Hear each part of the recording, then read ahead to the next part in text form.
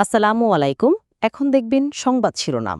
জুলাই গণহত্যায় শেখ হাসিনার মামলার রায় আজ 11টায় শুরু হবে ট্রাইব্যুনালের কার্যক্রম। সরাসরি করা হবে সম্প্রচার। কঠোর অবস্থানে আইন শৃঙ্খলা বাহিনী। প্রবল প্রতাপশালী থেকে ক্ষমতাচ্যুত শেখ হাসিনার ভারতে পলায়ন। গণহত্যার সুপিরিয়র কমান্ডার হিসেবে সর্বোচ্চ শাস্তির প্রত্যাশা প্রসিকিউশনের। শেখ হাসিনার বিচারেই পূর্ণতা পাবে 24-এর সংগ্রাম, বলছেন তরুণরা। ন্যায় বিচারের অপেক্ষায় ভুক্তভোগী ও সন্তান হারানো পরিবারগুলো। রাতে রাজধানী সহ বিভিন্ন স্থানে যানবাহনে আগুন ও ককটেলের বিস্ফোরণ ঘটিয়েছে দুর্বৃত্তরা। নাশকতাকারী সন্দেহে বিভিন্ন জায়গা থেকে কয়েকজনকে গ্রেফতার। মূল্যায়ন প্রতিবেদনের ভিত্তিতে পুনর্নিয়োগ পাবেন আর্থিক প্রতিষ্ঠানের চেয়ারম্যান পরিচালকরা। রাজনৈতিক সদিচ্ছার উপর জোর দিচ্ছেন বিশ্লেষকরা। এতক্ষণ শুনছিলেন সংবাদ শিরোনাম, এখন দেখবেন বিস্তারিত। গণঅভ্যুত্থানে ক্ষমতাচ্যুত প্রধানমন্ত্রী শেখ হাসিনার মানবতা বিরোধী অপরাধের মামলার রায় আজ। এ রায় ঘিরে সবার দৃষ্টি আজ আন্তর্জাতিক অপরাধ ট্রাইব্যুনালের দিকে। ট্রাইব্যুনালে কি হবে আজ? জুলাই গণহত্যা সহ মানবতা বিরোধী অপরাধের দায়ে সর্বোচ্চ শাস্তি হবে শেখ হাসিনার, নাকি বিচারকদের বিবেচনায় আসবে অন্য কোনো আদেশ? প্রসিকিউশন বলছে 2024 সালের জুলাই মাস জুড়ে শেখ হাসিনার কথাগুলোই হুকুম হিসেবে তুলে ধরা হয়েছে। আছে ফোনালাপ, যাতে প্রমাণিত গণহত্যার সুপিরিয়র কমান্ডার শেখ হাসিনাই। সুনির্দিষ্ট আর কি অভিযোগ আছে এই মামলার? জুলাই মাস থেকে টানা 36 দিনের আন্দোলনে কয়েকশো ছাত্র জনতাকে হত্যা করলেও দেশজুড়ে পরিচালিত মানবতা বিরোধী অপরাধে শেখ হাসিনা, আসাদুজ্জামান খান কামাল ও সাবেক পুলিশ প্রধান চৌধুরী আব্দুল্লাহ মামুনের বিরুদ্ধে সুনির্দিষ্ট 5টি অভিযোগ আনা হয়, যাতে বিচারের মুখোমুখি করা যায় তাদের। তদন্ত সংস্থার 8,500 পৃষ্ঠার তদন্ত প্রতিবেদনে গণভবনে বসে রাজাকার বলে শিক্ষার্থীদের বিরুদ্ধে রাষ্ট্রযন্ত্র ও দলীয় নেতাকর্মীদের উস্কিয়ে দেয় প্রথম অভিযোগ। কারণ সেই বক্তব্যের পরই গণহত্যা চলে সর্বত্র। তার মানে কি মুক্তিযোদ্ধার সন্তান নাতিপুতিরা কেউ মেধাবী না? যত রাজাকারের বাচ্চারা নাতিপুতি হলো মেধাবী, তাই না? মামলার মূল তদন্তকারী কর্মকর্তা তার জবানবন্দিতে বলেন, শেখ হাসিনার নির্দেশে দেশের অন্তত 41টি জেলার 438টি স্থানে হত্যাকাণ্ড সংঘটিত হয়েছে, আর 50টির অধিক জেলায় হয়েছে মারণাস্ত্র ব্যবহার, যা সুপিরিয়র কমান্ডের আওতায় হত্যাযজ্ঞের প্রধান মাস্টার মাইন্ড ও হুকুমদাতা হিসেবে আনা হয়। আন্দোলনরত ছাত্র জনতার উপরে মারণাস্ত্র অর্থাৎ লেথাল উইপন ব্যবহার করার নির্দেশ দিয়েছে। হেলিকপ্টার ব্যবহার করে গুলি এবং ড্রোন ব্যবহার করে ছাত্র জনতার অবস্থান নির্ণয়ের নির্দেশ দিয়েছে। শুধু তাই নয়, 5 অভিযোগের মধ্যে জুলাই শহীদ আবু সাইদকে হত্যা, আশুলিয়ায় 6 মরদেহ পোড়ানো ও চানখারপুলে 6 জনকে হত্যা ও ষড়যন্ত্রের অভিযোগও রয়েছে। এদিকে কি সাজা হবে শেখ হাসিনার, তা নিয়ে চলছে হিসেব নিকেশ। আন্তর্জাতিক অপরাধ ট্রাইব্যুনাল আইনে মানবতা বিরোধী অপরাধে সর্বোচ্চ সাজার পাশাপাশি আমৃত্যু কারাদণ্ডের বিধানও রয়েছে। তবে এসব অপরাধে তৎকালীন সরকার প্রধানের কি সাজা হবে, তা এখন ট্রাইব্যুনালের 3 বিচারপতির হাতে। যে আইনে জুলাই গণহত্যার বিচার হচ্ছে, এর মূল আইনটি করা হয়েছিল 1973 সালে। 2009 আইনটি সংশোধন করে গঠন করা হয় আন্তর্জাতিক মানবতা বিরোধী অপরাধ ট্রাইব্যুনাল, যেখানে সাজা দেয়া হয় 71-এর শীর্ষ যুদ্ধাপরাধীদের। সেই একই ট্রাইব্যুনালে গুম খুন সহ 24-এর গণহত্যার অভিযোগে বিচার হচ্ছে শেখ হাসিনা ও তার দোসরদের। প্রসিকিউশন ও সিনিয়র আইনজীবীরা বলছেন, আদালত একই হলেও এবারে বিচার প্রক্রিয়া স্বচ্ছ।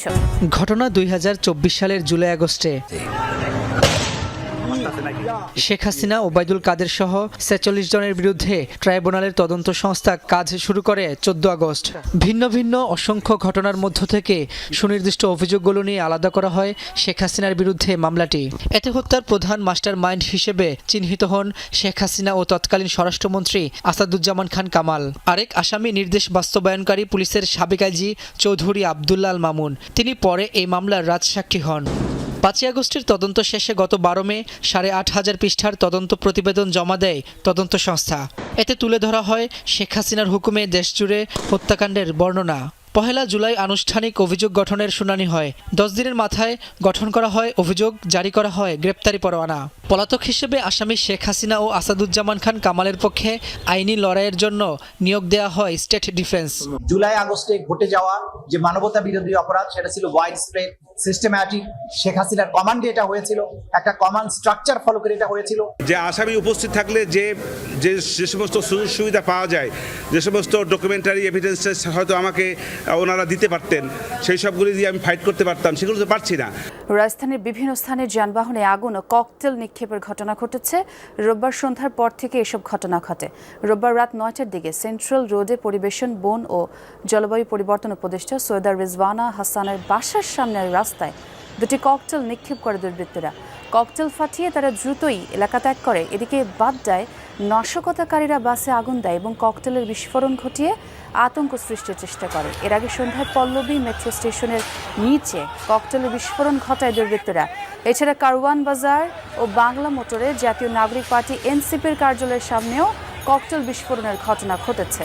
রাতে ফার্মগেট রেলগেটে চলন্ত ট্রেনে ককটেল নিক্ষেপের সময় এক নাশকতাকারীকে আটকও করেছে পুলিশ। এবং এদিকে চট্টগ্রাম কক্সবাজার মহাসড়কে গাছের গুঁড়ি ফেলে তাতে আগুন ধরিয়ে দেয় নাশকতাকারীরা।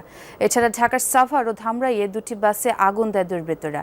রোববার রাতে চট্টগ্রাম কক্সবাজার মহাসড়কের পটিয়া বাইপাসে গাছের গুঁড়িতে আগুন দিয়েছে দুর্বৃত্তরা। এ সময় বন্ধ ছিল সড়কে যান চলাচল, তবে পুলিশ ও স্থানীয়দের সহযোগিতায় 20 মিনিট পর যান চলাচল স্বাভাবিক হয়। স্থানীয়রা বলছে কার্যক্রম নিষিদ্ধ আওয়ামী লীগের কর্মী সমর্থকরা আগুন দিয়ে সড়কে যান চলাচলে প্রতিবন্ধকতা সৃষ্টি করেছে। আইনি ব্যবস্থা গ্রহণের পাশাপাশি জড়িতদের ধরতে অভিযান অব্যাহত রয়েছে বলেও জানায় পুলিশ। এদিকে রোববার রাতে ঢাকার ধামরাইয়ের ঝুলিভিটা এলাকায় দাঁড়িয়ে থাকা ডি লিংক পরিবহনের একটি বাসে আগুন দেয় দুর্বৃত্তরা। প্রত্যক্ষদর্শীরা জানান দুটি মোটরসাইকেলে করে 3 জন লোক বাসের কাছাকাছি গিয়ে জানালা ভেঙে গান পাউডার ছেটায়, এরপর অগ্নিসংযোগ করে পালিয়ে যায়। এ সময় ফায়ার সার্ভিস ও স্থানীয়রা আগুন নিয়ন্ত্রণে আনে। এছাড়া সাভারের বিরুলিয়ায় দাঁড়িয়ে থাকা আরেকটি বাসে অগ্নিসংযোগ করেছে দুর্বৃত্তরা। 5 আগস্টের পর সবার আগে শেখ হাসিনার বিচারের দাবি উঠেছিল তরুণদের কণ্ঠে। সহপাঠী, বন্ধু বা ভাই বোন হারানো তরুণরা শেখ হাসিনার বিচারের এই রায়কে কিভাবে গ্রহণ করছে? তাদের চাওয়া জুলাই আন্দোলনে যারা নির্বিচারে গুলি চালিয়েছে তাদের প্রত্যেকের বিচার হোক, আর তাতেই পূর্ণতা পাবে তারুণের সংগ্রাম। জুলাইয়ের স্থবিরতা কেটেছে অনেক আগেই। সেই সময়ের চাওয়াগুলো পূরণ হচ্ছে যখন, তখন থেমে নেই জীবনের প্রাত্যহিক আড্ডা, খুনসুটি। দেশের সামগ্রিক সংস্কার চাওয়া এসব তরুণ তুর্কির আলাপে ঘুরে ফিরে উঠে আসে 24-এর অভ্যুত্থানে গণহত্যা মামলার সাজা নিয়েও। বলছেন বিচারিক ব্যবস্থার স্বচ্ছতায় জন আকাঙ্ক্ষার প্রতিফলন যেন শেষ পর্যন্ত থাকে।